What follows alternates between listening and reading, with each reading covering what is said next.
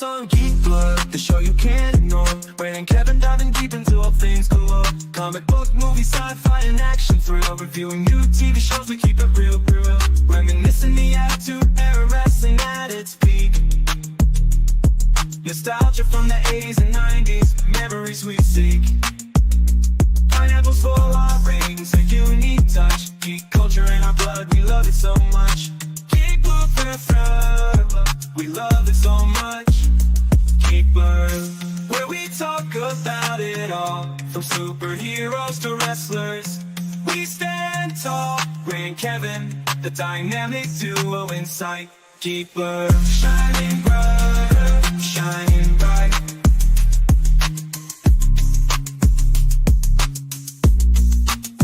Did you hear about Pluto? That's messed up, right? Geek Blood, taking you on a nostalgia flight. From movies to TV, we cover it all. Join us and every week we'll have a ball.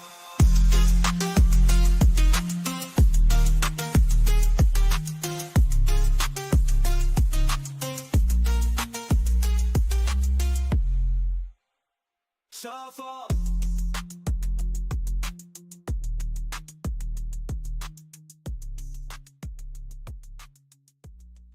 Hey, what's going on? Good evening, Raymond. How are we? Doing good. That's good. That is good. What, Not a long lot week to or talk something? about. No, they're really... Well, there's some big things to talk about. Looking at the week ahead, we are in the middle of winter, and I am in the winter crush of snow, especially in the next week, which is not exciting, but no. It's all part of living in the Northeast, I guess. I suppose. Did watch quite a bit this week. We're going to start off, we watched the Royal Rumble last weekend. It was actually last Saturday. I don't know. What are your feelings on the pay-per-views being on Saturdays now instead of Sundays? I like them a lot. I like it a lot. Yeah. It's weird because we did grow up with it on the Sunday schedule, but Right. I think Saturday honestly makes the most sense because, especially back in the day, like, people have jobs. Like, they have to get up in the morning, and they used to run till 11 p.m. Now they're on Saturday nights, and this bitch was over by 10. I still had, like, an entire Saturday night to myself after this event, essentially. Yeah, and it's like, the I only still have difference time to watch is a movie before bed. the only difference is if there's a water cooler moment, it's a day behind, and Yes. maybe it could get lost in But translation. But with today it's much different because if there's a water cooler different, moment, I'm gonna text you. It's a lot different. I'm gonna text Bob from HR. You know, that's my water. I cooler remember. moment. I remember this is before I was watching wrestling. I remember you and Dusty. I don't remember who else was in the middle of the morning, Probably Monday morning Josh. after WrestleMania 14 in Boston. It was a big deal because Austin had just won the title, and I remember you guys were talking poetically about that night, and it's kind of where I got my first inkling What in a my great head. Like, night. maybe I should be watching this shit. But yeah. Royal Rumble came down without a hitch. There's only 4 matches throughout the night, 2 main Yeah, it's matches, and then perfect. the two Royal Rumble matches, the women's and the men's. Now- Women's started it off. Was Yes. okay. It was But, not yeah. great. In fact, it was so not great that I didn't see a single goddamn second of it. I was watching Dexter. You skipped the first. You skipped the first something. hour. You skipped the first hour. I told you when it was over. But Yeah. overall, the men's Royal Rumble had a lot of cool surprises, a lot of cool spots. Big fan of that the Joe best, Hendry guy. yeah. I've been doing nothing but looking up his clips on YouTube all week. As soon as it was over, I went to Twitter and followed him. That guy's awesome. I like him a lot. Future Yeah, superstar, I hope. Yeah, he. The whole reason I think that Triple H has a deal with TNA now is because they want Joe Henry to be a huge part of NXT. He's been on NXT a bunch of times. Yeah, he but, has. He had put out a single of his theme song, Yes. and it jumped up to #1 in the UK, and I think it was like #3 here on iTunes. Yep. Because it's just one of those. The whole theme song, his whole entrance is just amazing. It's all homegrown, all on his own. No TNA input into it whatsoever. The video, everything was him. But yeah, he was a saw him. jobber He in the shared WWF. he shared a clip on his Twitter of him singing in the middle of the TNA ring, and the entire crowd being into. Oh my god, that dude is just—he's awesome. He's over it. He's like Over. He's like a better version of what's his name that played the guitar for like a few years back. Elias. He's like a better version of much Elias. better. Much better like version. Like he was better version, much over version. Doesn't have the size, but he's a much better version. the songs that he comes up with, like when he disses his opponents. He did a couple to the Hardy. He's not the Hardy Boys. He did one to what's his name? There's a whole bunch of people in TNA still, but yeah, he's definitely, and he's obviously their champion for a reason. Going into Royal Rumble, the big rumor that he was going to show up, he didn't end up showing up. Overall, lots of cool surprises, including that one. The Braun hitting speed, the Braun breaker, that that went viral because it was just brutal the way he hit him. There's no faking that. It makes sense as to why they had Show Speed do that spot, because so such a fucking viral fast. moment. Yeah. So fucking fast. Yep. And then I think you didn't you send me the video of his college college? Yeah, I said it on the, running across Facebook the group. field. Oh my god. God. Dude's a monster. He's the son of Scott Rick Steiner. Rick Steiner, yeah. Yep, son of Rick Steiner, and he's Scott's definitely son has a deal with them through Yep, he NIL does. also right now, who's still in college. So. Yep. Yeah, but definitely Braun is one of those guys you got to keep an eye on in the Oh next my few god, years. he's so much fun to play in the he's- games. He He's reminds so me a much lot. He reminds me a lot of the early days when I was doing that watch, the old WWF watch. He reminds me of the early Steiner days when Steiners were really fast before Scott Steiner took the steroids heavily and became Big Papa Pump and dyed his beard. Scott Steiner pre-steroids.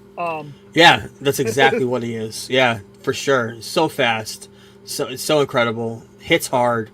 Yeah, great show. I mean, the ending at Cena, CM Punk. And Rollins and Roman Reigns. It was a huge, great ending. It's kind of going to be the catapult to whatever we get in at WrestleMania. But John Cena didn't win. CM Punk didn't win. No. Jey Uso won, who has been probably in the WWF besides CM Punk. He's the most over person with crowd reaction as far as he's got that's the concerned. most. His crowd reaction is pretty much what Bryan Danielson had, or Daniel Bryan, with the stuff, as far as interactivity and whatnot. And he's got a saying. He's got the yeet. Yep. That's on T-shirts now. So, of course, that they had to roll the dice on that. Understandably, I still have a feeling that CM Punk is going to play a huge part in the main event, as well as John Cena. John Cena's last WrestleMania, I have a feeling he's either going to be a part of a match or co-main event like they do, because I mean it is 2 nights WrestleMania, Saturday and Sunday. In probably about 8 weeks. I from now, usually. wonder what's going to happen at Chamber. That's really the question. Well, we know John Cena's in it. Yep. Will they give John Cena the belt? I doubt it. He'll probably come in second. He'll lose. He'll Right. survive until the end is what my guess is. And they're going to chase it, and he's either going to win it in his last match or not in his last match. And leave one way or the other. Either way. Yeah, he's gonna sometime this year. He's gonna get number 17. He's gonna beat Ric Flair's record. Probably. Because Ric Flair had the most championships, and that includes WCW, WWF. That includes all the champions. 17-time champion. John Cena's gonna try to become. I think a better time to do that would be the middle of the year. So SummerSlam. I don't know where SummerSlam is this year. I know they're going overseas a lot for the PLEs, whatever they are now. Yeah. Premium live events. But I just don't see him.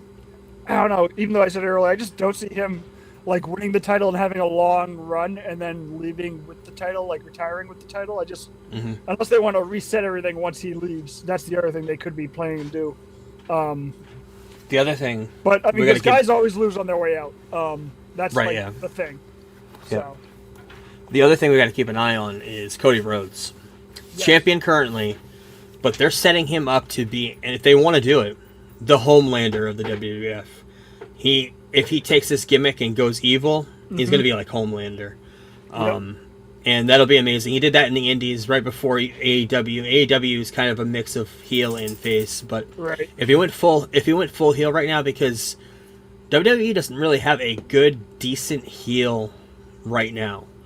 Not with personality. Roman's not with a personality. Like, Roman's face, Gunther's a CM hell of a Punk's face. wrestler, but Gunther's Gunther- great, yeah. he's a heel though, right?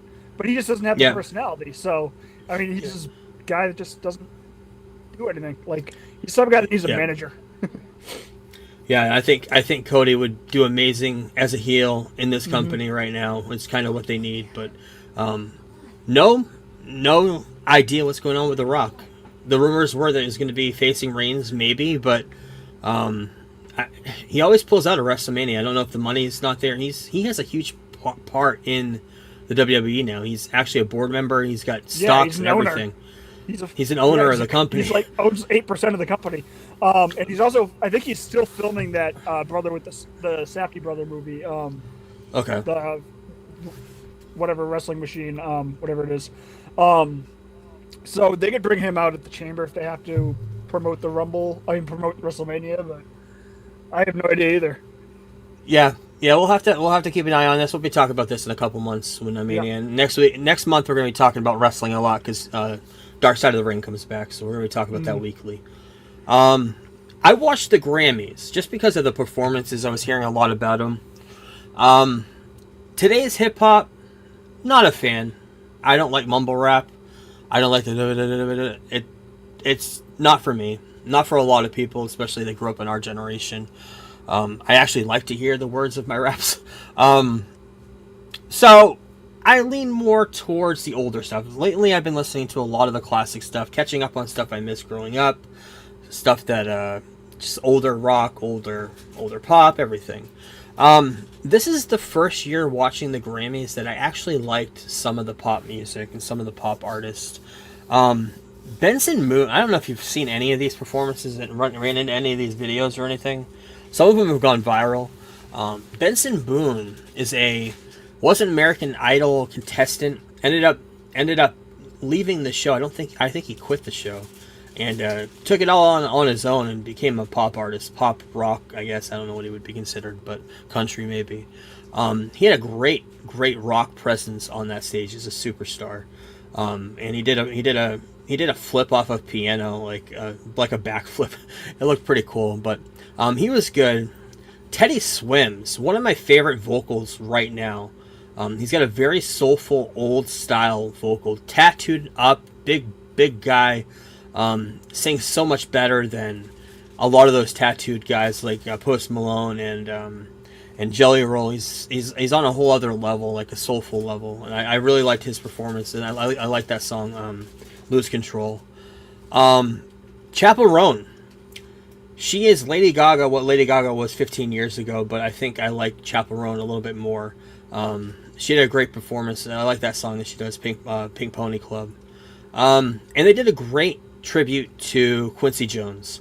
Will Smith came out. I don't remember what show he slapped Chris Rock at, but this is one of the first times he's come back on an award show and been invited. He was friends with Quincy. 2 years ago at the Oscars. Yeah.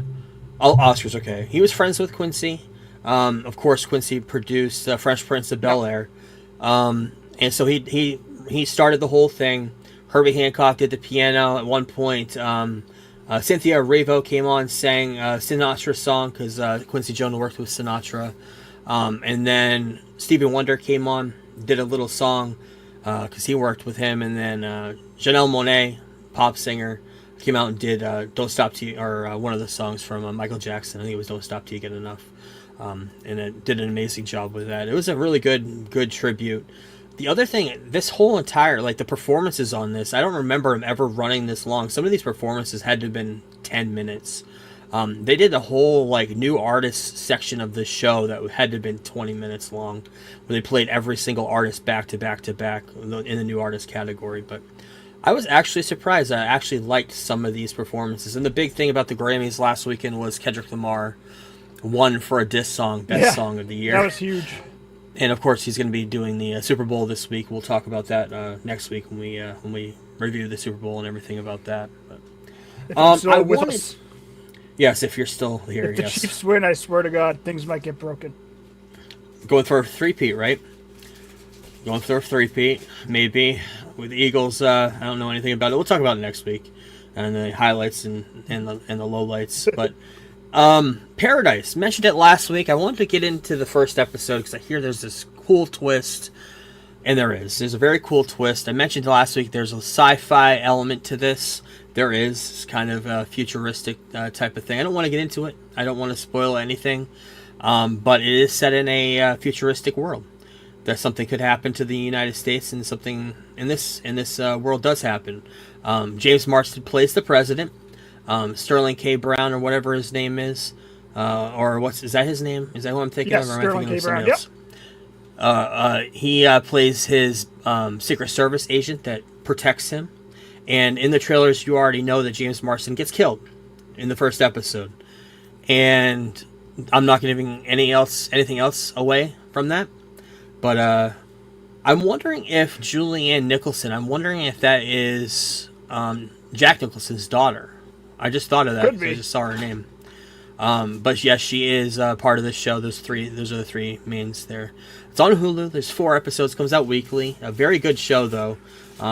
There's a mystery to this show that we have to figure out, and weekly trying to figure that out. So, I just finished within 5 minutes before I jumped on here today. I just finished today's episode of Dexter. Yes. The penultimate episode, episode 9. God, what ending.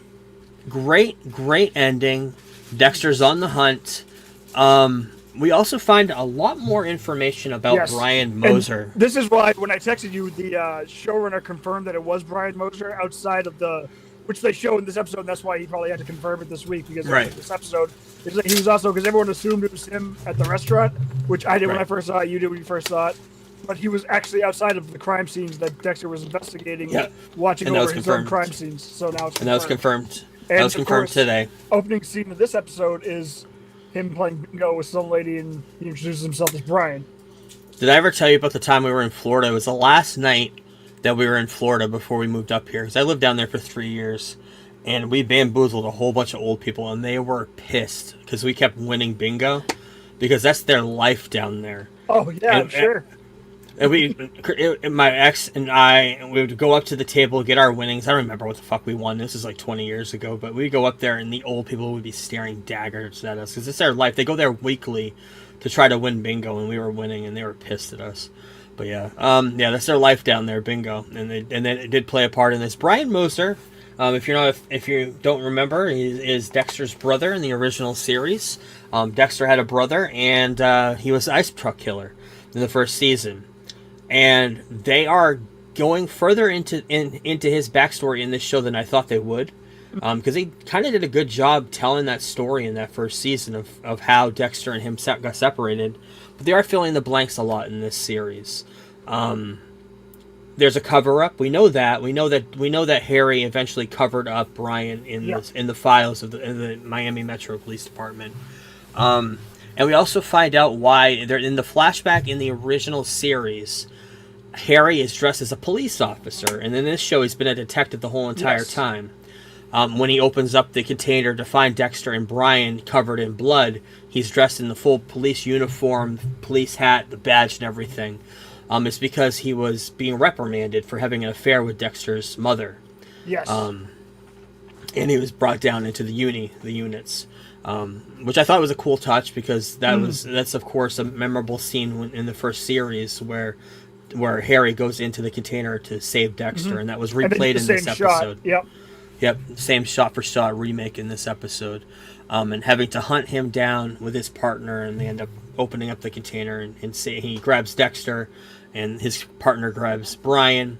You see the family dynamic. They bring Brian home. They were going to adopt both of them, but Brian is a fucking psychopath. Ends up trying to kill Deb with a pillow over her head because she was crying in the crib.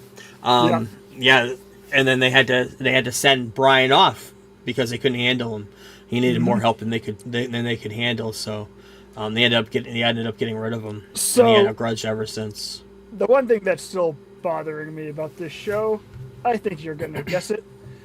Where the fuck is Matthews? All right, so I just rewatched. Right. I stopped at 4. I did not continue season 5 outside of a few episodes. I just was on the background. He was there at the shipping container when Dexter was picked up by his dad. He was there when Dexter started killing. Like, he's been around. So is he just like another cop? And he's just not that friendly with his father yet? Like, because he seemed like they're pretty much chums in the original show when Dexter got picked up by his dad. Right. That's the one thing about the show that's pissing me off. Other than that, I think it's fantastic. It's like a 9 out of 10. It's one of the better seasons of Dexter to me. And also this episode when he has Detective Matthews, what's his Patrick name on Dempsey. Yes, Patrick Dempsey on the table, and he's doing that thing pointing to his forehead like classic Dexter. Yep. Like the kid has all the mannerisms down. His voice is He really does. off, but everything else about it's a great performance. His voice is off, but you hear his little voice bit. in real life in his Scottish accent, Oh, and yeah. going into that accent, it's amazing what he does yes. to that. Yes, and I mean his voice is Yeah. also off because I mean he obviously would sound a little bit different when he's 35 versus 20. Right. Right. So that would also go into it as well. Yep. But I just need to know where Matthews is. That's just my one question mark. I mean, I thought I maybe have he a would- huge feeling that we're gonna know by next week My theory what's gonna happen. at first was that this guy was going to get caught and then he would be brought in the last episode, or that Harry's partner who was shot in the last episode would die and be replaced with Matthews, and then be with him when he takes Dexter at the shipping container. But that guy, Bobby lived, so Right. I have no idea. What's your theory? I think next week we'll know. I think what's going to happen, Patrick Dempsey, of course, the end of this episode leaves off with Dexter chasing Patrick Dempsey to go find his Yes. son that is kidnapped. Yes. He had a chance to kill him, Yes, but in And order I to was save like, his son, and I was like, it's a very un-Dexter-like thing to do, to kill him before finding where the son is. And Right. so I was glad that he let him go. But at the same time, Let I him was like, go that to also chase sounds like him. also sounds like a terrible plan. Because if he just went and was like, "Hey, Right. Harry's son just had me tied up with a knife to my," Right. like no one's gonna believe him. It's not like Dexter had recording equipment on him back in 1991. right? No, but the plan was to let him go so we Yep. could follow him to where his son's whereabouts and kill him eventually. But Yes. which we'll see next. And the Which we'll son see somehow next week. knows it's the dad. I wonder, is that because he's feeding him the Lunchables? Or No, I think there's something that happened a couple episodes ago where That he gave it away? talked. I think he talked to him or he said Okay, he something might and he have, heard yeah. his voice. I think that's what it was. okay. But yeah, great show. And we got a clip. I got a little quick glimpse of Dexter Resurrection currently filming in New York. Mm-hmm. And we got Harry and Dexter driving through New York City. So very excited for Yep. the show. And by the way, you've mentioned it to me off pod, but they are doing a lot of recruiting for cast members for cast members of this show. Yep. And what was the one this week looking for Disabled people? with disabilities. Yes. So I wonder if is Dexter going to kill somebody with a disability? Oh man, that'd be crazy. Throw somebody in a wheelchair off a ramp. I mean, I can see that. Like, say somebody killed somebody, Right. and the person got stabbed in the back, and they're in a wheelchair now for the rest of their life. But they got Right, yeah. the murder somehow, or whatever, you know. But Yeah. I can't wait for Resurrection. This show's been very good, though. I'm actually very surprised at how much I like it. Even though, like I tell people, like even Bad Dexter to me is still watchable. I still enjoy. I watching liked Dexter. watching. I didn't have when I watched the whole thing through Mm-hmm. last this year actually. I had no problems with anything. The only thing I had was the issue was the ending. But then when you get into New Blood, which Yes. I can understand, if you watched Yes. the original series of Dexter and you had that ending with the fucking hurricane, Yep. I would have been pissed too. But then Dexter New Blood changed all of that, and I think it Yeah. made it for the better. And Having him escape. the other thing too about the originals is like you didn't. I think this happens with people when they watch Game of Thrones now for the first time. Is they're like, I don't Yeah. see why people have an issue with it. It's because you didn't wait a year to a year and a half between seasons to see that Yeah. downfall happen. You weren't invested after in that. year after year, which I didn't either. Which also could be why, because I was just pretty much pissed about how the whole thing ended, and I really didn't care for much of season 8. But then, like literally, like a year after I watched the show for the first time, or 2 years, somewhere in there, like they announced that New Blood was coming, and I was like, oh, okay, this will be cool. And then watching it week to week is so much fun. I love watching this shit week to week. There was one episode of the last season of Game of Thrones that was so dark that unless you had an OLED TV, you couldn't pick out what was going on in the dark in the corner. It was a whole entire episode. Yeah, And it was an important one too. I think it was the one it where was the the- Night it- Watchers yeah, it was the died. one where they- where the they night, fight- yeah, the Night King. the Night King, yeah. It's weird because I was watching on my mother's like TV, and I didn't have a problem with it, but then I saw everyone complaining about it online. I'm like, huh. But they fixed it in the DVD. Like if you buy the Oh, they DVD, did? stream it. Yeah, they also took out like the coffee cup shit like that. That they had all those Coffee weird. cup. They had all those weird That's things. right. They had the very last Plane. scene. The very last scene where they're around the table. Brienne of Tarth has a fucking brings water bottle next to her in the way it aired. So yeah, this might be why Robert Eggers says he doesn't allow cell phones on sets. Right. It will never shoot a Right. movie that involves vehicles. Right, yeah. Have you had a chance to watch Dark Side of the Cage? You catch up on it this week? I caught up on I just skipped to because the way I was watching didn't have it updated Okay. for a few days, so I ended up watching the Nick Diaz episode, Okay. which was fantastic. Last week's. Was that Yes. last week? I think that was episode 4. Okay. Because one's about the Ultimate Fighter and the other one was about somebody else. So yeah, that was excellent. Nick Diaz and Nate Diaz are two of my favorite fighters. Nate Diaz sounds like he was born with CTE, his younger brother, but Nick Diaz is a good dude. But yeah, that family has all sorts of issues, like with drugs and the law and stuff like that. Of course, Nate Diaz, the one that Connor fought a couple times. Yep. Barely won once, then got destroyed once. Yeah, great episode. I'm liking this show a lot, and it just kind of feels like Original Sin to me, to like compare it to like getting back to Resurrection. Like this is just like a nice appetizer before the wrestling ones come back on in March, or April. So I can't wait for those. But I think next week or this week is the Pride one, and those are the two I'm most looking forward to because they have the Rise of Pride one week and the Fall of Pride the next. Fall. Yeah, I remember seeing And that. so Pride is the thing they had over in Japan with the referees where people were throwing fights and shit like that. So I'm really looking forward to watching that. Nice. You know, and I'm excited for the last episode, so it probably leads up right to Dark Side of the Ring, probably Yes, the week probably. before. So Yep. cool. Have you been watching Friendly Neighborhood Spider-Man at all? You caught up on any of the episodes? Watched maybe the first one? I think I've watched 3. Okay. I like this show. I really do, and I like it's. This is what I hoped What If would be. Instead of doing one episode, a quick episode talking about a multiverse fuckery, having a whole entire series show what if this had happened, get a long form story. And this is a perfect way of doing it because we all know the origin of Spider-Man. It was never told in the MCU, but we've seen it multiple times in animation and in live action. We've seen it so many times. But this is a great way to show kind of the Tom Holland version of Spider-Man, MCU adjacent, and what would happen if Norman Osborn was the one to find him. And that's basically what the whole story is about. I think it's doing a great job. 3 episodes aired this week.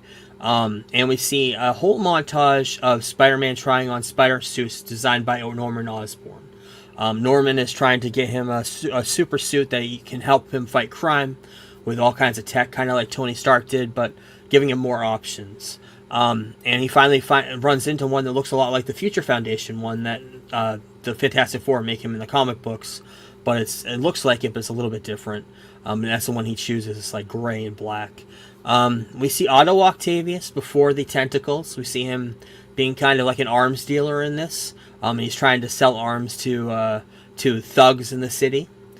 We see Mac Jargon, who is Scorpion. We see him as a gang member of the Scorpions before he becomes a Scorpion. In the trailers, we've seen him with the tail, so he does get that eventually. We saw Rhino. Well, wait a minute. It was a woman, so they had to call her the Unicorn. So they had the technology for that. And the whole show is setting up 2 things. Setting up Spider-Man becoming a hero. And Lonnie Lincoln, who is a kid on the bus there in the middle if you're on YouTube. Lonnie Lincoln, who is going to end up being a small-time Spider-Man villain called Tombstone. Lonnie Lincoln is a kid. He's a star of the high school football team. He ends up running into the wrong crowd, joins a gang. And now he is working. By the way, the big boss in this gang is Big E from the WWE. He does the voice of him. But he ends up getting the nickname Tombstone. And in the comic books, I think it's a chemical reaction that turns his skin gray and super strong. He doesn't have that in this. I also think he was, what's it called? Albino, right? When you're African American and your skin is white. Yeah, I think he's albino in the comic books too. But yeah, this is the origin of his story, his downfall. So you get the uphill climb of Spider-Man and the downfall of Lonnie Lincoln, which we're going to get by the end of the series. The girl in this too, Nico, is also part of the Runaways. If you ever watched the Runaways show, she's a huge part of that. Was that ABC or Hulu? Hulu. Yeah, Okay, we're the ABC family, maybe. Yeah, I never saw it, but I remember it being somewhere. That was around the time they were trying to do that, and I heard it was bad. Runaways is actually good. And Amadeus Cho is debuted in this as well. who plays a big part in the Young Avengers, New Avengers run. So overall, good show. Another 3 episodes next week, and then the week after 2 episodes for the finale. So yeah, very good. And then after that, leads right up to Daredevil Born Again. So I have not been watching Netflix. I just realized I probably should watch some of that this weekend. At least Daredevil season 3. I probably should get into before then. Have you been watching Invincible? I know it just came out a couple days ago. I'm actually catching up on season 2 right now. I had seen season 2, but I wanted to rewatch it before I started season 3. Okay. I've heard the 3 episodes are excellent though, so I'm looking forward to it. This is a weekly thing on Prime, correct? Yep, they did. They dropped season 3. They dropped 3 the first. So this week they dropped 3, and then it's weekly for the next 5 weeks. Cool. Yeah. So a show I need to get into. Everybody that I talk to says I need to watch this. Yeah. So I do. Speaking of Prime, something I found, we talked about it last week. I found this documentary, and I told you about it, called Nintendo Story, Playing with Power, the Nintendo Story.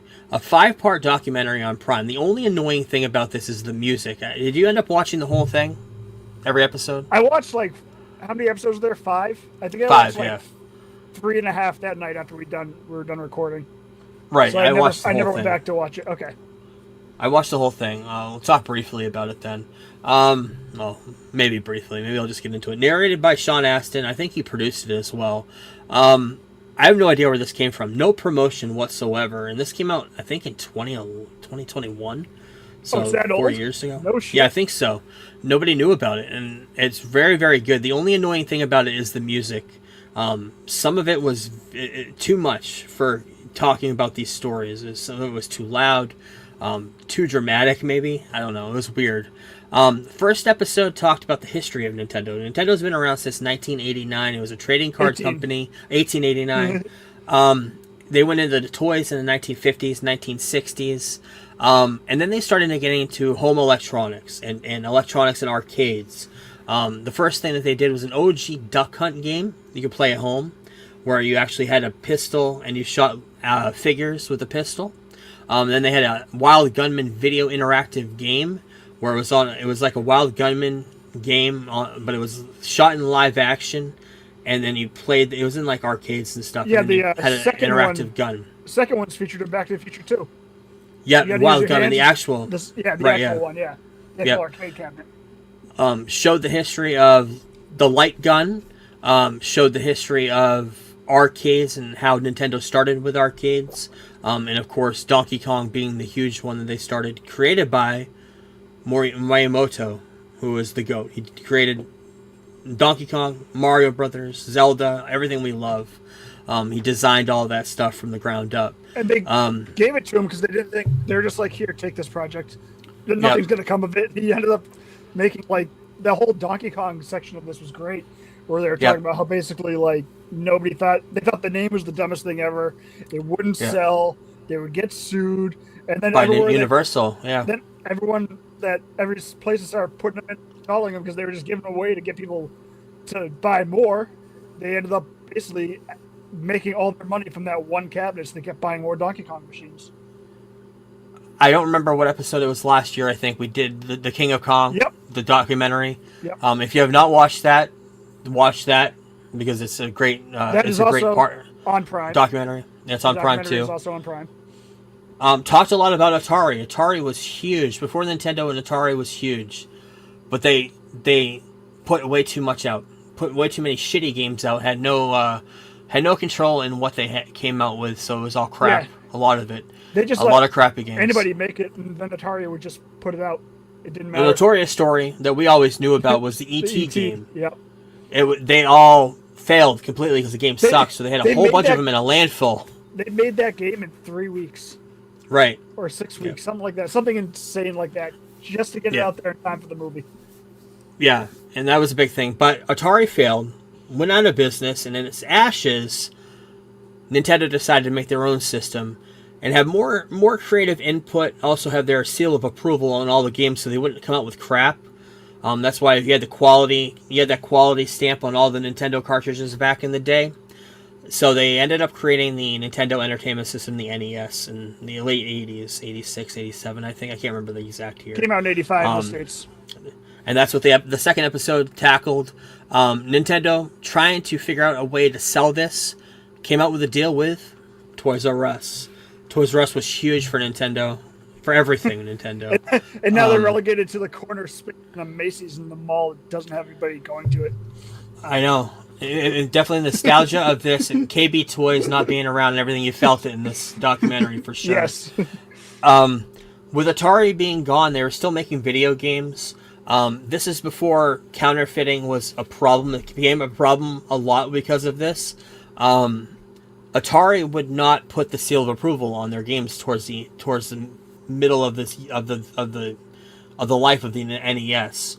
But the games, some of them were shit, and anything that doesn't have the seal of approval on there, they were done by Atari. I can't remember which games there were, but there were some big ones on there. They ended up getting sued by Nintendo, and they talked about that a lot because of that. Also talked about Game Boy and Tetris. If you have not seen the Tetris documentary starring Taron Egerton, right? Yep. That was fantastic. I think it's That on was Apple good, yeah. TV. Yep. Talks about the history of getting Tetris to America with the Game Boy and how Nintendo won that. Talked about it briefly in this as well. Talked about the Sega Genesis coming up and Sonic the Hedgehog being their huge property and their war with Nintendo for dominance of gaming systems. Episode 3 tackled the Super Nintendo. Briefly mentioned the Virtual Boy. Did not talk about the failure of the Virtual Boy, even though it was a huge failure for them.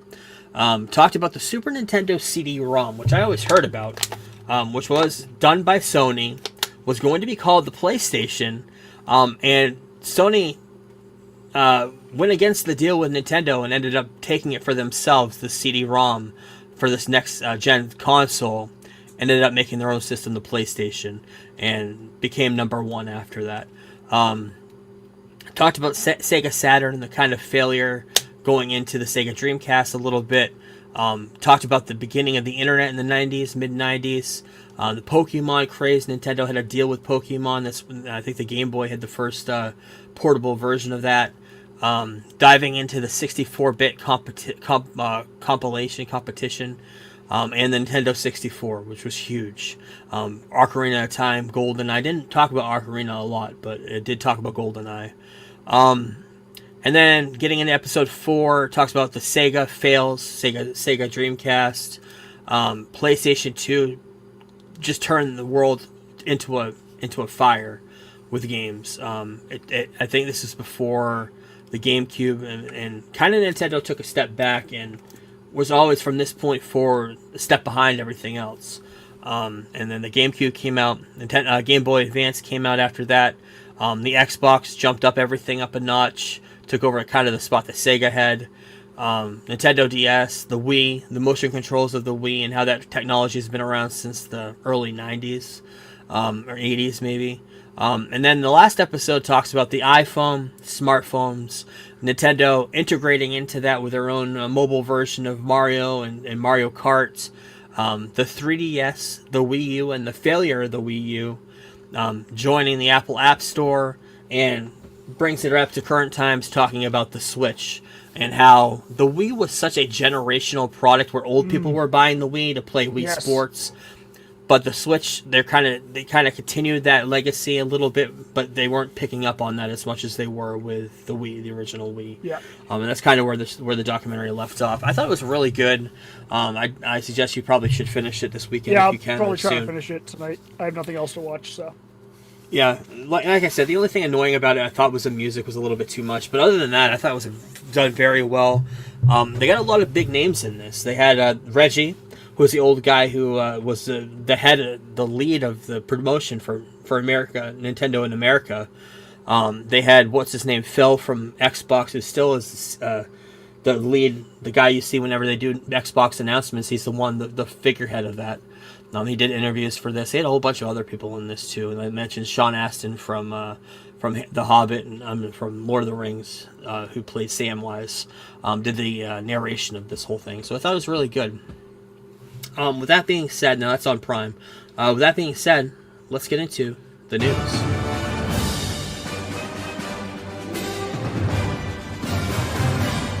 And it's not a news segment, it's a trailer roundup. Got a new trailer for Megan 2.0. This came out during, I believe, the Grammys last week. I liked Megan, the first movie, about the AI doll that goes crazy. It had a weird dance sequence. I remember that. I don't remember much about it other than that. It's kind of like Chucky meets, I don't know, meets something. It was kind of like a murderous doll. But they're taking that to a whole other level. The couple details of this I saw, set 2 years after the first film. The AI tech has been stolen and used to create military-grade weapons. This weapon called Amelia. Amelia is going to be played by... I don't know if I have her picture. I don't have her picture here. But she was in... Was she in... she was in one of the... Ahsoka. Ivana Sokato. I don't know who she is. She's playing the new AI. And Megan is resurrected to save humanity with upgrades making her faster, stronger, and more lethal. So it's Terminator 2. It's Terminator 2, exactly. That's what I was going to tell you. It's basically what it sounds like to me. And more dancing doll. So, yeah. Yay. Got also a new trailer for Final Destination. This is called Bloodlines. Comes out in May. The guy... Yeah, they're fun movies. In this trailer, the guy has a nose ring, or I think they show the nose ring in this picture in the poster, and he ends up getting caught in a ceiling fan, and he starts hanging himself by the nose ring, and then of course in Final Destination fashion, he ends up being killed off screen in the trailer. But yeah, the first movie was really good. Devon Sawa, right? Isn't that one of his movies? The first two. Yep. Yeah, first two, right? Where death always follows you. You can only escape death so much, and then it ends up following you and finding you.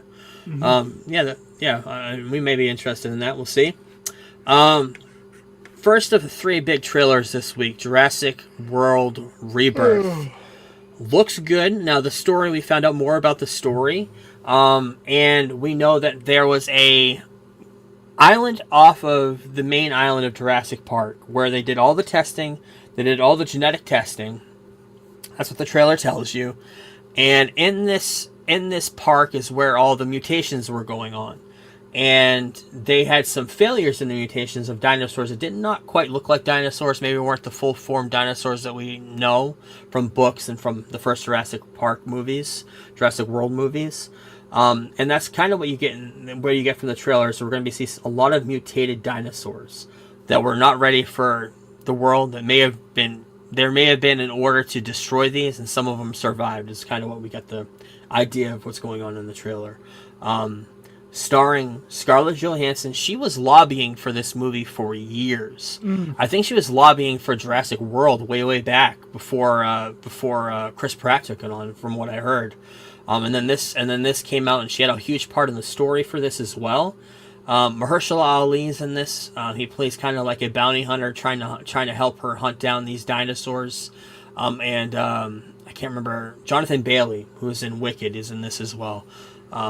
And he's kind of like a scientist going in to try to figure out these dinosaurs. Yeah, they're starting those fucking rumors too about him, about that character, the kid from the fucking first Jurassic Park, like they do with Chris Pratt when he was cast in Jurassic World. Everyone's saying, "Oh, now this is the kid that Alan Grant was talking to," because apparently in some interview he was doing this week, he talked about how his character has a connection to Alan Grant. So Interesting. This movie just looks, I don't know. Yeah, right. Because we were so not great. It looks better than the last two. Looks better than the last two. Because the last one we were so down on, and we weren't the only ones. It's probably one of the lower rated Jurassic Park movies. But. I like Gareth Edwards, the director, and also they are using scenes from the book that they did not use in the first Jurassic Park movie. I heard that too. That excites me.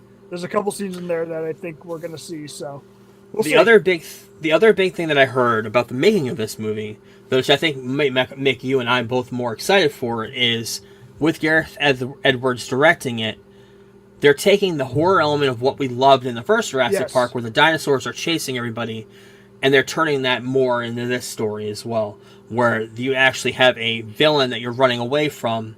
That's why we love Jurassic Park in the first place. The very first movie is you had a bunch of villains that were chasing you down from the beginning to that end of that movie, and then you had to try to find sanctuary at the end to survive. And this is all about survival in this movie, is kind of what I'm gathering from all the interviews they've done. So, very excited. We're going to see some familiar. There is a Tyrannosaurus Rex. Those swimming dinosaurs we saw in Jurassic World are here. There's a bunch of them this time surrounding a boat with Scarlett Johansson, and yeah, it looks Also, okay. Like you. Question. Okay, so you're doing this little island to experiment with your misfit toys. And Right, exactly. You make these Dr. Moreau. dinosaurs. You make these dinosaurs able to swim, which means they can, I don't know, swim off the island. Maybe go Right. explore. Right. Why are they just staying in sticking this around? island? Right. Yeah. Unless they escape in the movie, maybe that's how they explain it. I don't know. I have no idea. This is also set after Jurassic World, where the dinosaurs are on Earth. Yeah, which is what I thought the point of this would be, like the fact that we live amongst the humans. Right. But who knows? Which but is what the last movie was going to be. It's just it's kind of a mess, but I have faith in the director. So yeah, me too.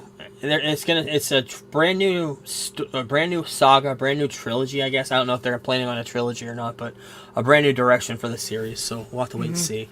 And the big trailer this week, the big one, which I have a lot to talk about, is Fantastic Four. Started off this week with the poster on the left there. Looks like a button with Storm, Richards, Storm, and Grimm, their last names on a button, promoting Prepare to Launch July 25th. This is a teaser for what was going to be the trailer coming on. I believe this came on Tuesday. And it told everybody to be online at 7 o'clock in the morning for launch. So everybody went on the website, and there was a countdown for an hour. I think it actually ended up being more than an hour. And they had a countdown to the trailer. Viral promotion. The countdown showed a whole bunch of scenes and shots of the movie, of launching, of rockets. Because we already know that in the Fantastic Four, the big story is them going to space, and that's where they get the rays that turns them into the radiation rays that turns them into their powers. So they had a countdown of the space. I think they were in Alabama or one of the space places, the museums down there. And they had shots of the rockets. They had shots of moon rocks, a whole bunch of stuff. They had shots of a new picture of the Fantastic Four logo, the Future Foundation logo, and then the cast came on. The whole entire cast, so the main four members, and they hit a button together and released the trailer. And before we get into that, I do want to show the 4 posters that came out on the left there. Everybody's saying that they're AI, especially the one in the far right corner. I did not think that from at all. I had no inkling that was going to be AI. They've denied it. It's the fingers. That's why the hands only have 4 fingers in some of them, which is usually the short sign of AI, I guess. But the thing that you pointed out and the internet's pointed out is the guy in the trench coat with the camera looks a lot like Phil from the Marvels. And I'm wondering if that is a paying homage to that. I'm hoping it does. The other thing that we noticed in these pictures... That poster looks like an Alex Ross painting. They should just hired Alex Ross to do the goddamn thing. Alex Ross actually shared it on his socials because it does look like that. It looks like his art come to life, which we've been talking a lot about Alex Ross. He's one of my favorite, I think he's one of my favorite, if not my favorite, Marvel, or actually comic artists. Yeah. And I haven't even read Kingdom Come yet, so... Yeah.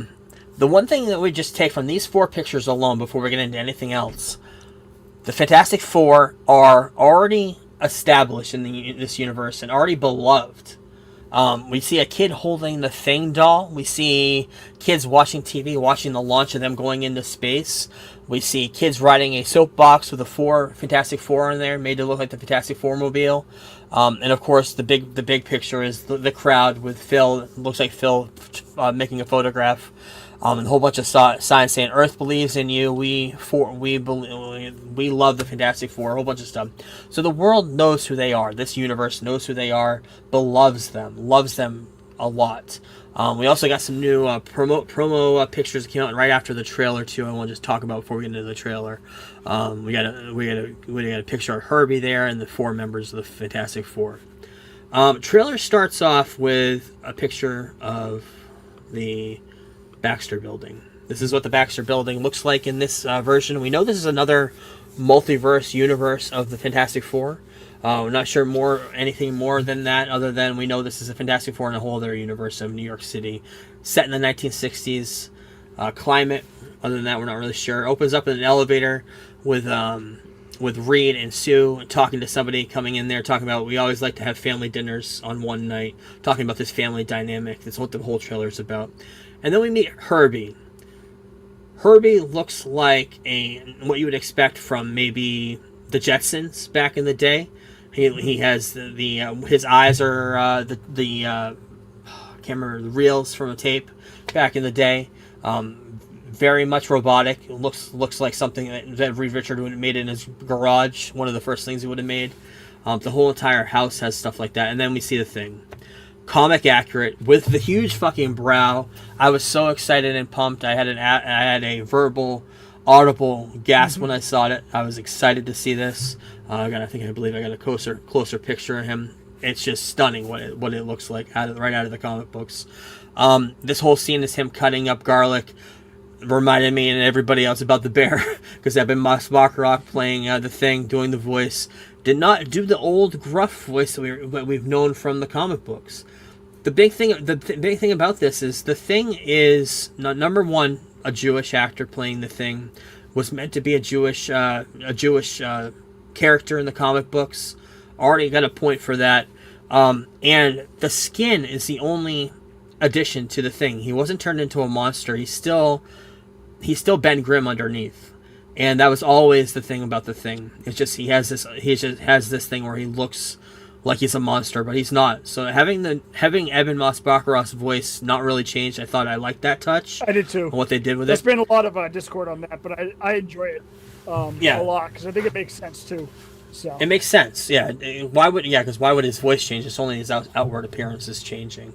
So far, I like Matt Shackman's vision of what I've seen so far, but my favorite shot of this trailer is this shot right here. Ben looking in this is, of course, the iconic trench coat, suit, fedora, the iconic Thing. We've got another close-up picture of that as well. What else we got? Sue Storm. Full force field powers, the prism powers she has in full effect here. We've got her romantic connection with Reed, of course. I don't know if they're married yet in this story or what's going on, but in the comic books, Reed is going to space to try to do research. Ben Grimm is the he's an astronaut too, but I think he's the one that drives the ship. He's the one that drives pilot? the ship. Yeah. The pilot, yeah. And Sue and Johnny sneak onto the ship. And that's how it happens in the first issue of the comic books. And I think they're going to be following that quite a bit. And we're going to get into that in a minute. I have a theory on Reed, but should I save that a little bit? Maybe I'll save that. Save it, because maybe my you theory may cover too. It, yeah. Yep. Okay. And we see Reed Richards. We don't see his powers at all in the trailer. We don't see his stretching powers. So people are saying that, well, maybe he doesn't have them yet. But I just have a feeling that CGI is not done yet. I think they were just giving us a number one teaser trailer to a T. Teased us completely. Okay, I'll shots here stop and you here. there. That is the theory that's going around apparently. Is that because in the trailer he mentions last time we got up you became invisible, Johnny blah blah blah, Ben blah blah blah. So maybe he doesn't like this is a Reed Richards origin story kind of, while the other three already have their powers. That's kind of one of the theories. But also at one point in the movie you will see his left arm going to the other end of this chalkboard. I guarantee. Yes, that's why it's so long. That's why this chalkboard is so long. It's obviously for that one of the reason. Theories is that this is going to be kind of his origin story where he doesn't have powers, but he's still part of the team. So they're still technically the Fantastic Four. We'll see, but also I think that's also the hardest power to get without looking goofy. Yep. Even though honestly, in the 2005 movie, it doesn't look terrible. No, not at all. Maybe that's because I'm used to watching that movie at the time and just knowing it was a thing of its time. But honestly, it didn't look corny. It didn't look goofy. It looked fine. So we'll see. So let's get into this theory. Number one, let's look at this board. In the middle of the board, you have what is shown to be a exit and enter point of a wormhole. Mm-hmm. In about the center of the picture there. And he's talking, and one of the captions on there says another dimension. The theory that I saw going around, which I thought was a good theory, is maybe they fly off into space in Earth 616 in the 60s. If you remember, not a lot of people are talking about this, but if you remember Doctor Strange, when he goes into the universe where John Krasinski plays Mr. Fantastic, and he says, we're part of the Fantastic Four, and says, weren't you guys big in the 60s? The theory is, what if this group of the Fantastic Four were from Earth 616? They went up into space. They ended up getting their superpowers, but during that travel, they also found a way to travel into another universe, another multiverse. Then they landed into this universe, another alternate universe of New York City in the 1960s, and created using Reed Richards. I mean, he's the smartest person on Earth. Reed Richards, always known to be the smartest person on Earth, biggest mind. You can see in the outline of this city. If you ever look at the city, a lot of the buildings, everything was designed by him. The scientific part of this was designed by him. The theory is they landed into this universe, and Reed Richards is trying to find a way back home. That's what the multiversal travel is, possibly. And maybe that's what's going to happen in this movie because they know Galactus is coming. I have a feeling that this universe that we're going to fall in love with, that they're in, is going to be end up the casualty of this movie. And this universe is what Galactus is going to feed off of, so the Fantastic Four have to go back to 616 to survive. But everybody else is going to die because that's what Galactus does. I don't know. I thought that was a good theory. I don't know if I don't know if that's the case or not. The only thing that makes me think that is that one Doctor Strange line in Doctor Strange: The Multiverse of Madness is, weren't you guys big in the 60s? Kind of, well, I think they called them the Fantastic Four. I think it was kind of a tongue-in-cheek, maybe the Beatles Fab Four, maybe. But we'll get into a couple more Beatles. Beatles shots, right. Yeah. In the trailer. Yeah, we'll get into a couple Beatle things in the trailer here too. But he obviously is studying the multiversal portal, so we'll have to wait and see on that. Further down in the trailer, we see Reed holding Sue Storm as she's turning invisible. They're in the spaceship, in the rocket up in space. Not sure what part of the movie this is. Probably the beginning. And then we meet Johnny fucking Storm, played by Joseph Quinn, of course, from Stranger Things. Played Eddie. Loved him in that. Loved him in Gladiator 2. Loved him in everything I've seen him in so far. Loved him in The Quiet Place 2, 3, whatever that one was. Prequel, I don't remember what it was, day one, I guess. And we see him as a teenager. In the comic books, very cocky. Chris Evans played him first. I was about to say, he's got a lot to live up to because Yep. I've already watched some of the original Fantastic Four, and Chris Evans is fucking perfect as Johnny Storm. Yeah. Like, he plays that character so well. Yeah, very cocky, very, very childlike, very immature. I can't wait to see him and Ben Grimm get into it. Yep, I think the immaturity is going to be played well because you saw Eddie. Yep. Eddie in Stranger Things, very immature in that. Gladiator 2, right? He was pretty immature. Yeah, he plays immature well. And then we see him flying into space as the Human Torch, going up to space, I think kind of testing his powers. The flames end up going out, and he floats back down to Earth, kind of what the trailer shows. And then we see him flying through the city with his powers as well. We see him igniting and fire off the balcony of the Baxter Building out of their apartment, and people speculating that he could be chasing and showing dirt on the camera. Yep. People speculating that maybe Human Torch is either following the Silver Surfer, because Silver Surfer wasn't shown in the trailer. We know she's part of this. Throughout the city. There's also something else, a cloud. We'll talk about that in a minute. We do see the first photos of the Fantastic Car, which looks like an old Cadillac. Looks amazing. We see the rocket ship that they end up going into space in. We see this mysterious character played by John Malkovich, who could be the Red... I can't remember his name. He's a Russian guy. I want to say Red Dwarf, but I know that's wrong. I can't remember his name, but could be the villain that everybody's saying. Could be also a follower for Doctor Doom. Doctor Doom has a follower that kind of looks like that. I can't remember his name either. But the big thing that we're going to talk about is this photo right here. Issue 4 or 6 of the original Fantastic Four run? Nope, issue 48. 48. Issue 48. I knew there was a 4 in there somewhere. Yeah, 4, of course. Fantastic Four. Uatu the Watcher. In the issue 48, 49, and 50 is the trilogy. It's probably the most famous Marvel trilogy of Galactus the Herald coming to Earth to try to eat it. And it's the debut of the Silver Surfer in 48, debut of Galactus in 49, and the Galactus gets defeated in 50. But in the first one, you also see Uatu the Watcher, who we've already known in the MCU, played by Jeffrey Wright in the animated What If show. In this comic book, in order to try to show that there's nothing on Earth for Galactus, he ends up creating this world, like this cloud of fire over the city in the comic book. I actually have a picture. Of course, there's a Fantastic Four in the trailer looking at this cloud of fire. In the comic book on the left there, Uatu creates this wall of fire around the Earth to try to get the Herald, who ends up being Silver Surfer, off the scent of Earth, and it doesn't help. In another scene, I think it's on the right there, you actually see Uatu talking to them. He says, "Perhaps I can explain. I have been causing those phenomena in the skies above Earth with my matter mobilizer." It's a fire shield to kind of try to get the scent off of Galactus. And that's what the theory is, that Uatu and Jeffrey Wright are going to be debuting in live action in this. In the comic books, I believe issue 48 was also the first time Uatu interfered, because he's supposed to be a Watcher. This is the first time he ever interferes, and he gets in trouble for this as well. But the big thing is he's trying to do that to get the scent off of Galactus and Silver Surfer, but does not work. Galactus ends up showing up eventually and tries to devour the city, which we end up seeing in the trailer.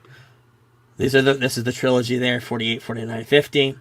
And we end up seeing the shadow of Galactus, and then we see his head next to the Statue of Liberty staring off into the distance. People complaining, "Oh, Galactus is not big." Galactus can change form. I was going to say, he can change sizes in the comics. Yes. He can change. Why is Ant-Man so small? Oh, why is he so big now? He can change fucking sizes. Yep. Galactus is extremely powerful. He's on the level of celestial power. If not, maybe sometimes be considered more powerful than celestial. Some might say he's as powerful as a cloud. Which, this is great that we have this, an actual picture of Galactus. Was that in the second one, the Silver Surfer one? Because I never saw the second Fantastic Four. I will say, this about the second one. The way they did Silver Surfer looked amazing. Story sucked. The cloud sucks, of course. All of that sucks. The humor of that is great. They kind of take the Super Skrull of having all the Fantastic Four powers in one. I think Johnny Storm's the one that has all the powers in that movie. But yeah, in the very final shot of the trailer, we got all the Fantastic Four lined up in what you mentioned earlier, the Ed Sullivan Studio, where the Beatles debuted. Same stage, same arrows pointing to the stage, set up like the Beatles when they performed on Ed Sullivan back in the 60s. And that's probably what this is, showing them they are, of course, like we mentioned in the beginning of this breakdown, they are beloved in this world, so they're going to be on television. They're the Avengers of this world. They're the heroes. Yeah, they're the Avengers of this world. So this trailer got me so fucking pumped, and everybody got pumped from it. I loved it. I think it did great. It was only 1 minute and 30 seconds, but it showed just enough to get us to a couple months from now, and we'll see the full trailer. Get a bit more reveal, maybe a better look at Galactus, maybe a look at the Herald of Silver Surfer, the final look of that. I hope that's important to me. Silver Surfer is, God, probably one of my favorite characters in the Marvel Universe, and that includes the story of Galactus, which is probably my favorite villain of the Marvel Universe. So I've loved it ever since the animated Fantastic Four series in the 90s. So yeah, very exciting time. That whole month of July, we've got Superman, we've got Rebirth, the Jurassic Park World movie, and then we got the end of the month, we got this, and Comic-Con. July is going to be an awesome month for comic book nerds. Somewhere in there, we have the Smurfs smurfing around, doing all their Smurf stuff. You got the Smurf doing his thing. He's click the old like and subscribe Smurf. You got Grandpa Smurf on the 1s and 2s, the wickas. You know, it's going to be a fun time. It's going to be a good month. You'll notice there was no Smurf talk in this episode. Well, I mean, I've heard from somebody or some people, I should say, online, a certain fan base tell me about how the Smurfs are going to absolutely dominate a certain movie coming out July 11th, 2025 at the box office. and how they're even making fun of them in the trailer. So I can't wait to see the Smurf all over Superman with their Smurfs stuff. The other thing, I'm gonna stop you right here. Do not even compare this trailer to Superman. I hate looking. Oh, it's the worst. I hate looking on Twitter. Oh, it's I've awful. been going on Twitter a lot more lately because Facebook algorithm's fucked and I can't get any of my news on there anymore. So I'm going on Twitter to get the news. And it is volatile. Yes. And if you love anything, you're going to be looking at comments on there saying that you don't love it, that you're a fucking idiot for loving this more than Superman. But yeah, volatile time to be a fan, but it sucks great that we got time if you love this trailers shit. in a month and a half. It really sucks that we got 2 great superhero trailers in a month and a half, doesn't it? And people are complaining about great for the different reasons. They're both great. Yeah. For completely different reasons, and they're both movies that we both look forward to. This trailer made me excited for this movie way more. You're than not the only one. You're not the only one. Yeah. I was always waiting to see because the Fantastic Four, for one. Obviously, I like the original movie. I never saw the second one.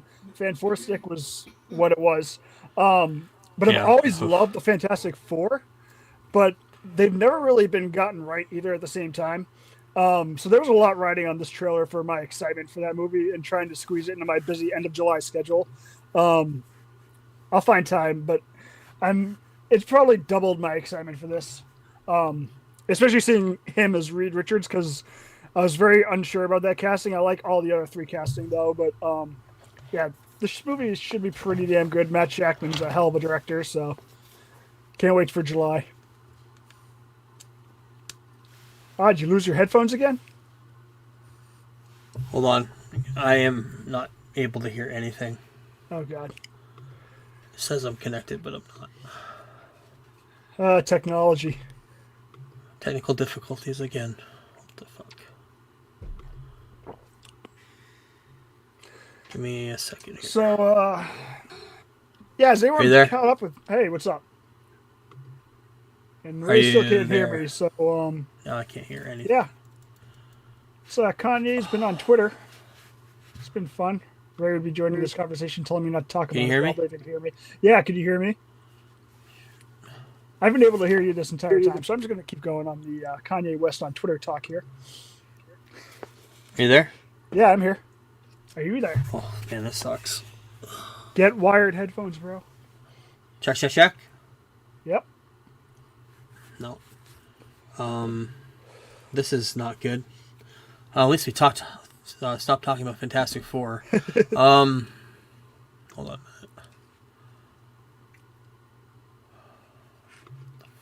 Do you have AirPods available? That is weird. I may have to AirPods? sign off on here and restart. All right, I well, do not Raymond's know going what's to probably going on. sign off and restart. It's not even coming up on my... I take them off.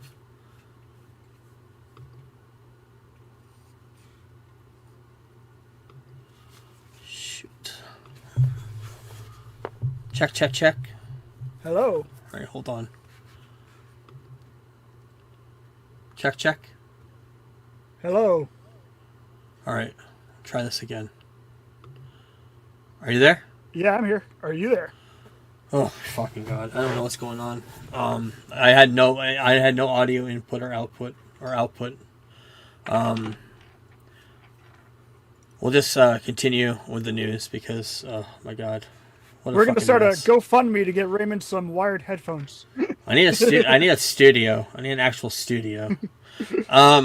Weekend box office last week. Dogman won the box office. Animated movie, $36 million. Companion movie, The Companion, $9.5 million. Mufasa, Lion King, $6.1 million. Amelia Perez, this actress, went on a Twitter tirade, and she is being canceled right before the Oscars. Thank God. It's the biggest PR disaster I think the Oscars have ever had. Because she's Especially- up for all the awards And a lot of this people year. assume that the Oscars are only giving them these awards because of how "quote unquote" woke the movie is, because nobody seems to like the movie. So, like, this whole thing's just been backfiring on the Oscars this entire time. Yeah. I don't have any examples, but a lot of them were Islamophobic, racist, and I haven't actually she just seen went- the tweets, but Yep. they're apparently there. It was all stuff from years ago, from what I heard. It was all I brought back heard, up I after. heard a few were from like recent, like within the last year and a half. But Oh, I big. don't know. Oh, I wow. haven't seen anything of them, so. Still have not seen the movie. Everything I hear is it's the worst movie ever, and it's not even. It's not even. It's a wonder why this is even in the Oscar Yeah. contention. But There's like um, 2 people online I trust, and they both say it's a terrible movie, and they have no idea why it's nominated for so many awards. yeah. Art Bell, who was a radio host, I don't know, decade ago, 2 decades ago. They're doing a movie about him, starring Paul Giamatti. Nice. Yeah, I'm interested in radio, so I may want to watch that. I like Paul Giamatti, so we got some new pictures from The Last of Us season 2. Comes out in a couple months. I'm excited for that. Good time to talk about this. So I finally buckled down and played about the first 4.5 hours of Last of Us Part 2 yesterday, Oh, yeah. sorry. I know now why everyone hates the Abby character. And I have no idea when they're going to inject that scene into the show, because it happens pretty early on. The scene that, I'm not going to spoil it here, but I'm sure you know what I'm referencing. I do. And it is fucking Glenn on Walking Dead brutal. Yep, that's what I heard. So I didn't know it would be that brutal. But now I know why everyone hates Abby. But the game's fucking incredible. I did not think I would like playing as Ellie, and she's so much fun to play as. So you should probably pick that up, or try to, before the show starts. Because I want to play through the game before being spoiled on the game through the show. So. Yep. Will Forte is talking a lot about the WB write-off for the Coyote versus Acme movie. It was a $30 million tax write-off, and he says it's fucking bullshit. And we thought the same thing, because everything we hear about this movie is how awesome it is. His thoughts were, my thoughts were that it's fucking bullshit. It's such a delightful movie. It deserves so much better than it got. And they also got a new still this week. I'm surprised there's so many leaks coming from this movie of John Cena squishing Tweety Bird. I assume that's a stand-in for what would become animated or CGI Tweety Bird. I would assume. But yeah, it sucks that we're not going to see this movie. Everything I hear about it looks good. But the other thing too is they're shopping it around, and you would think if it's that good, somebody would have paid them like $20 million for it, you know? Right. Or They would the have got their $30 money. million they wanted. Like you would think that if it was that good, maybe the other sites like Netflix just don't see the value in it for bringing it to them because they don't own the brand. I don't know. It's just odd that they couldn't find somebody to buy it. Right. Buffy the Vampire Slayer getting a sequel series. Never watched the original series. I know it's a huge thing that people love. Never got into it in the 90s and 2000s. I know Angel spun off of that. Never got into it. But Sarah Michelle Gellar is going to return. It's going to be on Hulu. Going to be a pilot order coming soon. So yeah. Talking to the hashtag show. Ron Perlman is talking about Hellboy again. Oh, yeah. And we, of course, I love the first 2 Hellboys with him and Guillermo. But he talked about if they ever came back, the only way he would come back is if Guillermo del Toro returned to direct it. The only way. In fact, he's had opportunities to play Hellboy, and they turned him down. Probably for the last 2 movies, and he passed on it because Guillermo wasn't involved. Because the only reason I loved Hellboy was because of whatever he did with that character and how he played it. I assume they asked him to be in the first Hellboy reboot, and he said no. Or they were the talking one with about, David Harbour. Yeah. Or they were talking about doing it without Del Toro before David Harbour's, which is probably more likely the case. That they were like in 2008 or 9, they were like, we're going to do it, but without Del Toro, and he was probably like pound sand. Yep, that's what I'm guessing too. But I would love to see him come back, but he's in his 70s. He's on a clock now. Ethan Embry. He was in a lot of 90s movies. He was in Vegas Vacation. He was in a bunch of like teen movies as well. Ethan Embry has joined the cast of Scream 7. Yeah.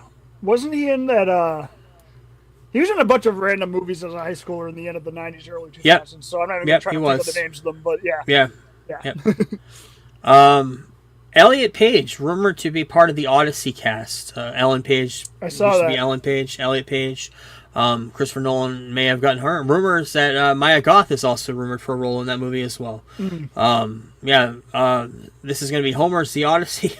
So it's going to be a crazy, crazy movie with this cast. Seeing Nolan do this, who is Mr. Anti-CGI, is very interesting. Like, he is so anti-CGI that he bought a plane out of his own pocket money to blow up for Tenet, as opposed to using CGI, and then the studio paid him back because it worked. But right, it should be interesting seeing him do the fucking Odyssey. Right? Yeah, it should be interesting. Ke Huy Quan got a start on the Hollywood Walk of Fame this week, and the cast of The Goonies showed up. He also had the Love Hurts movie that came out today. He had the premiere. Yep. And all the cast members of The Goonies showed up to give him support. Oh, nice. Including Chunk, including Sean Astin, who played the lead kid, Corey Feldman. Everybody was there. And they're talked about The Goonies coming back, and he says he would love to have that come back. One of the most asked questions in his life. He would love to have that happen. So, if they did a Goonies movie again, Goonies sequel, probably playing the adults, I would think. New kids coming and playing the kid roles. But I have no problem with this. I love the Goonies. I know you watched it later in life, but Goonies was a huge part of my childhood. I would love to see this maybe being rebooted. Get some swag. And Swag. Stuff we all get. Come on, son. You know that's right. And it's not a week without a popcorn bucket for The Monkey. It comes out in a couple weeks. This is the Stephen King movie. A monkey on a drum popcorn bucket. Also, Blade Hot Toys figure from Deadpool and Wolverine. The likeness of with what's his name? Wesley Snipes. Wesley Snipes. Yeah, name was. Well, I'm just out of it today because of this fucking shit that fucked me up today. But yeah, very excited. Looks good. I'm probably not going to get it. Rumors going into the DC Marvel news of the week. Mikey Madison from Anora, rumored to be part of the Sergeant Rock movie that's been rumors in the making. Haven't seen much about this besides Daniel Craig being maybe Sergeant Rock, being attached, being attached. But yeah, we'll have to wait and see on that. I thought this comic cover looked awesome. It's a remake of the original one. This is going to be coming out on Free Comic Book Day or something next month, March. Somebody in my April. Discord shared this and said Superman flying to theaters in whatever amount of days, and Dan Moore liked the post. Oh, nice. Action Comics #1 is going to be reprinted in Golden Age size. I can't remember if Golden Age is bigger or not, but might be. Yeah. Big Marvel news this week is Rob Liefeld. A lot of people have thoughts on Rob Liefeld, and especially Deadpool, and how he can't draw feet. But the big thing this week was he thought that at the Deadpool and Wolverine premiere, his family was mistreated. And at that moment, he decided he was going to leave Marvel, so he ended up having his last run with Marvel recently, and then he went on a tirade on his podcast saying that he will never work with them again. He waited this long because he just turned in his very last Deadpool script, which is going to be released, I think, next month. But he just turned in his last writing project for them. And apparently, there's been a lot of artists that have come out and said this about Marvel. It always happened. It's happened since the '60s with Stan Lee. But Kevin Feige now being dragged into it. He says he does not treat comic book writers well. Kevin Feige is what Liefeld has said. So yes, it's not an old news. This is not new news. This is old news. We've heard about this. And even what's his name? The guy that created Bane. Was mad that he didn't get credit at the beginning of Dark Knight Rises also. Yeah. So now it's just a bunch of... I mean, it sucks. Especially somebody like Liefeld, who has made roughly $15 million in his career off selling projects, even though Deadpool's the only one that's ever been actually made. But, it does suck that they don't treat the creators as well as we would like them to. Yeah. No, it's why Stan Lee had a falling out with Ditko. It's why he's falling out with what's his name? Ramira. Fuck. Ditko and I can't remember the other guy. Romano. Yeah. And like I think this is also one reason why James Gunn is Kirby. bringing in. Yeah. I think this is one reason too why James is actually bringing in comic writers to work on shit with him, so he doesn't get labeled like this. Like trying to show that he respects them a little bit. I don't know. That's just a random thought that popped in my head when I saw this news.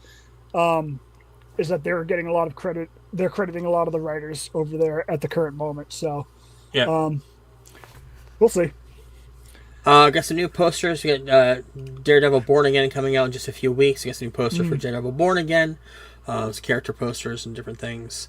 We got new casting for, this is official casting, came from Variety for the new Vision movie. Mana Rara, I don't even know how to say his name, but he's joined the cast of the Vision series on Disney Plus. Thinking of it as a third part of this trilogy of series. Started with WandaVision, middle was Agatha, and the last part of this is going to be Vision, setting up going into Secret Wars. So, yeah. Also announced this week, Liv Tyler is officially part of Captain America Brave New World, which I think we saw spy shots when this was being filmed of her being in the movie. Filming scenes with Thaddeus, with Harrison Ford. This is now just official. This could be happening, but we haven't talked about it. We're going next week. I haven't bought tickets yet. We're going on Thursday to see I have no Captain idea. America. I'm working at the shop for the week, so I probably won't see until the weekend if I'm lucky. I might not get to it until next week, so yeah, we'll see. Yeah, we'll talk about it off pod. But finally, in news, the rumors are that Marvel Studios is considering bringing back Jonathan Majors to finish his story arc as Kang the Conqueror. Not sure about that. We'll have to wait and see. But my headphones keep going in and out, so we're gonna get off here now. That's it for the show. That's it for this week. Next week we'll talk about Super Bowl halftime, Dexter Original Sin finale. Maybe Dark Side of the Cage, we'll see. Continue watching Friendly Neighborhood Spider-Man. Cobra Kai is next week. The final of that series. For the Year of Superman, we're going to talk about Look Up in the Sky and the DC Secret Origins documentaries. Watch both of those this weekend or this week. And hopefully, if you don't get to it, I will. I'll give my reaction to Captain America Brave New World. I'll try to watch it, but yeah, headphones. I am very excited about this movie because it's like a sequel to Captain America and a sequel to the Hulk. So hopefully I'll get to see it. Yeah, in a setting up, of course, the next probably 3 or 4 years of Marvel. So thanks everybody, and we will talk to you next week. Peace. We're the Geek Blurb crew, here to enlighten you. Talking all things geeky, from movies to wrestling to our podcast is the place where you wanna be for all the latest news and nostalgia from the 80s and 90s. We review comic book flicks and sci-fi hits, riding the wave of action movies with all the cool bits. From Iron Man to Star Wars, we cover it all. And when it comes to wrestling, we never drop the ball. Geek Blurb, we're the kings of the nerds, rating movies and pineapples, our opinions never blurred. Join us each week for a geeky chat with the latest scoop and a dose of nostalgia that. So if you're a fan of the comic book craze, or a lover of sci-fi and all its maze, tune in to Geek Blurb, we're here to entertain.